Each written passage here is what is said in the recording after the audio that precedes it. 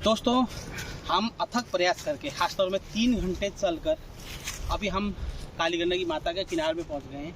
ये एक ऐसी पहाड़ से हम उतरे हैं। अब जब चढ़ेंगे तो पता चलेगा, क्योंकि जब उतरते थे तो हम उतरते उतरते ही आ गए खेल खेल में कूद के, लेकिन जब वास्तव में अब चढ़ेंगे तो पता चलेगा। लेकिन हमें कोई फ़र्क नहीं पड़ा, क्योंकि हम माता के दर्शन करने हम आए हुए हैं। और हम बता रहे हैं कि जब बरसात का टाइम होता है तो ये जो गंगा माता यहाँ तक है। आप देखिए, अभी दिखाइए, पूरा वहाँ तक दिखाइए। देखिए अभी वहाँ तक है नदी, आप जो देख रहे हैं। लेकिन यही गंगा माता जब बरसात का टाइम होता है तो ये माता यहाँ तक आती हैं, और हम नीचे जाने का तो सवाल ही नहीं होता, क्योंकि पूरा ये भरा होता है, पूरा वहीं तक भरा होता है। बहुत भव्य, बहुत ही विशाल गंगा माता का रूप देखने को मिलता है बरसात के टाइम में। और आप देख रहे हैं घास, देख रहे हैं, ये घास तो उधर जा रहा है, उधर भाग रहा है। देख रहे हैं ये पौधे, देखिए ये पौधे, यहाँ पेड़ देखिए, ये पेड़ देखिए, ये देखिए, ये उधर भाग रहा है, क्योंकि बरसात के टाइम में जो गंगा माता उधर की तरफ खींच रही है। तो ये देखिए सारे जो यहाँ पे कुछ अटके हुए हैं, कुछ प्लास्टिक, कुछ ऐसे कपड़े वगैरह, ये सब भगाते हुए, कुछ यहाँ पे पेड़ अटके हुए हैं, ये भी वहीं से उखाड़ के लेके आई जड़ सहित। देखो या पेड़ की वजह से अटक के बच गई। तो ये सब जो है इधर की जा रही है, ये पूरा भरा होता है। और आप अभी जो है हम दिखा रहे हैं कि हम नदी के बिल्कुल हम किनारे में पहुँच गए माता के, जहाँ से शालिग्राम मिलता है। आपको शालिग्राम के यहाँ अलग अलग शेप के देखिए हजारों हजार आपको शालिग्राम देखने को मिलेंगे। ये ऐसी पवित्र गंगा नदी है जो पूरी दुनिया में जो है शालिग्राम का वास, भगवान विष्णु का वास माना जाता है, जो यहाँ पे हमें इन पत्थरों के जरिए मिलता है। और हमारी कोशिश है कि यहाँ पे जो है दिखाने की, क्योंकि हम लोग का यहाँ पे ही जीने के उपरांत भी हम यूज़ है, मरने के बाद भी यहीं पे विलय होते हैं। हिंदू रिवाज का यही प्रक्रिया है। ऐसी गंगा नदियों की ये धरोहर, ये जो है गहने, ये पत्थरें जो हैं, आपको मैं ये दिखाता हूँ कि जो पत्थर हैं ये छोटे छोटे पत्थर आप देख रहे हो। और मैं यहाँ पे सबसे बड़ी बात है कि मैं यहाँ पे जूता पहन के आ गया हूँ, लेकिन इसको पहले मैं किनारे, माफ़ी चाहूँगा, इसको मैं किनारे छूँगा भी नहीं। किनारे रखते हुए अब गंगा के दर्शन करेंगे हम लोग जो है। और यहाँ पे जो था आप देख रहे हैं कि ये नदी, ऐसी नदी जो आप देख रहे हैं स्वर्ग है ऊपर। आज ठंड, ऐसी ठंड के समय में जहाँ पे कोहरा हो रहा होगा, जो मैदानी एरिया है, ये पहाड़ी एरिया है, बिल्कुल सुनहरा धूप, जहाँ पे हम कहते हैं ना कि सुनहरा धूप, विदेशी लोग खासतौर भारत में सुनहरे धूप के लिए आते हैं। ये भी एक नेपाल एक ऐसा देश है जहाँ पे सुनहरा धूप है। यहाँ पे हम आनंददायक, यहाँ पे बैठना या नहाकर लेटना, ये सब प्रक्रिया नेचुरल है। हम लोग स्विमिंग पूल में तैरते हैं, ऐसी नेचुरल चीज़ जो आप लोगों को यहाँ पे देखने को मिल रहा है।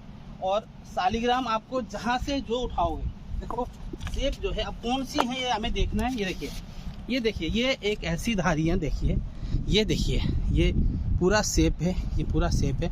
जब हम इसको तोड़ेंगे तो इसके अंदर, इसको जब तोड़ते हैं तो अंदर जो है शालिग्राम भगवान का वास होता है। अब ये कहाँ से घुसे पता नहीं चलता, लेकिन अजीब है। जहाँ हम देखते हैं बहुत सारे शालिग्राम पत्थर हैं, जो हम यहाँ पे घुसते हुए अगर हम जाएँ तो बहुत सारे ये मिलेंगे हमसे, जो है यहीं पे रखते हैं अभी फिलहाल। और हम नदी की ओर भी जाएंगे, अभी हम नदी की तरफ भी जाएंगे। और सारा आपको हम दिखा चुके हैं, पत्थर आपने दिखा दिया, क्योंकि ऐसी पत्थर जो लोग अगर इसका दोहन करेंगे, इसका हमें तोड़कर हमें प्रयोग में लाएंगे, तो हम कैसे हमें इन नेचुरल चीज़ों को मिलेगा। करोड़ों वर्ष हमें चंद, हम लोग भगवान ने पता नहीं कैसे कहाँ पैदा कर दिया, वहाँ पे पैदा हो गए, इंसान बड़ा हो गया, कुछ शक्तिशाली हो गया, और वो अपनी पावर दिखाकर कुछ भी करने लगा चंद पैसे के लालच से। हमारी हिंदू सभ्यता, हिंदू संस्कृति को अगर बचाना है तो प्रकृति को बचाना पड़ेगा। हमें ओथी बातें कर या कुछ भी कहकर प्रकृति के साथ खिलवाड़ करने वाला, चाहे कोई भी धार्मिक समुदाय का हो, वो अगर प्रकृति के साथ खिलवाड़ करता है तो हिंदू समुदाय ने अपितु समग्र समाज के लिए बहुत ही खराब स्थिति और मानव जाति की क्षति के लिए जिम्मेदार होगा। इसलिए प्रकृति को जगाने की ज़रूरत है। इन नदियों की गहने पत्थर हैं, इनको भी जगाने की ज़रूरत है, क्योंकि ये सब खत्म हो जाएंगे तो सिर्फ नदी रह जाएगी। और जो बहते हुए पानी है, ये जो आज से 40 साल पहले या 50 साल पहले या 100 साल पहले की नदी है, उससे हम 100 साल के अंदर से हम गंवा चुके हैं। बहुत सारी चीज़ें गंवा चुके हैं, नेचुरल पत्थर गंवा चुके हैं। यहाँ पे बहुत बड़े बड़े ट्रक जैसे पत्थर थे, अब दिखाई नहीं दे रहे। हमने देखा है ऐसे, देखिए पत्थरों के ऐसे ऐसे पत्थर बने हुए हैं, देख लीजिए वहाँ पे। ये पत्थरें ऐसी थी जो एक नेचुरली बनी हुई थी, पता नहीं कैसे टूट गई कि या तोड़ा गया कि कुछ नहीं पता। ये पत्थर भी बीन के सारे पत्थर उठा उठा के ले जाके घर बनाने में, कहीं पे जो है दीवार बनाने के लिए प्रयोग में लाते हैं। ये पत्थर करोड़ों वर्ष से बना हुआ पत्थर रह रहा है, इसको यहीं रखा जाए, इन प्रकृति की चीज़ों को ना छुआ जाए। लेकिन जो शालिग्राम छोटे छोटे जो हमारी आस्था का धरोहर है, पूजनीय है, उनको वही लोग ले जाएं, वही लोग पूजनीय करें जो वास्तव में आस्था के साथ जो है जुड़कर पूजा करते हैं। यहाँ की सेब, ये गंगा माता के में रहे, गोद में रही सेब को ले जाना ये बड़ा पूजनीय है। और ऐसी चीज़ें, ऐसी प्रकृति को हम करने वाले लोग कौन होते हैं? हमें भगवान ने आँखें दी हैं, मुंह दिए है, नाक दिया, हाथ दिया, शरीर दिए, इसलिए नहीं कि हम प्रकृति को खिलवाड़ रहे। इनका भी हक है इस पृथ्वी में। यदि हमें बोलने का हक है, हमें इसको प्रयोग करने का हक है, देखने का हक है, तो इनका भी यहाँ रहने का हक है। इनको यहीं रखा जाए।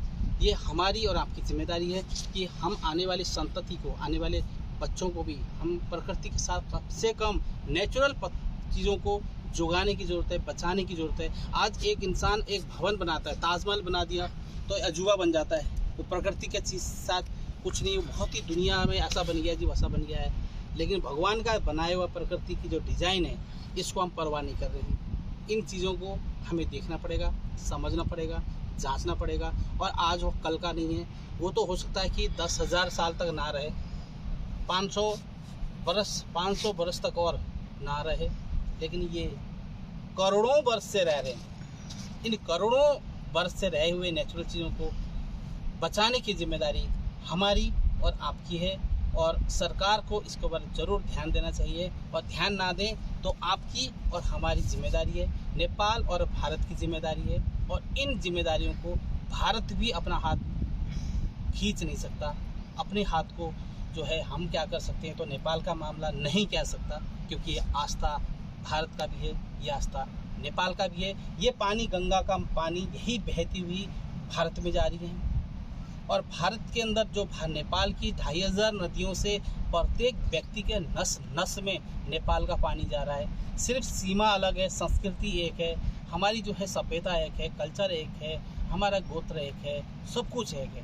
लेकिन कहीं ना कहीं नेपाल माँ के ऊपर भी खंजर घोंपा जा रहा है, और भारत माँ के ऊपर भी खंजर घोंपा जा रहा है। ये जो है खंजर घोंपने वालों को सुधारना पड़ेगा, और भारत और नेपाल को शांतिमय और एक जो है एक आनंदमय और एक विश्व गुरु के रूप में भारत को पहचान बनाने के लिए नेपाल को भी आगे आना चाहिए। और नेपाल जब तक नहीं बढ़ेगा, भारत कितना भी मेहनत करके कितना भी बड़ा मुकाम हासिल कर ले, कहीं ना कहीं एक ऐसा कांटा भारत के अंदर होगा जो बहुत मुश्किल से या आने वाले टाइम में दर्द महसूस करा सकता है। इसलिए इस दर्द को हमें एक ऐसा बनाना की आवश्यकता है जो ऐसी नौबत ना आए, दोनों देश आपस में ऐसा मित्रता है ही, और आगे और गढ़े और रहें, ऐसे रहे कि हमें ये अलग देश कहने की ज़रूरत ही ना पड़े।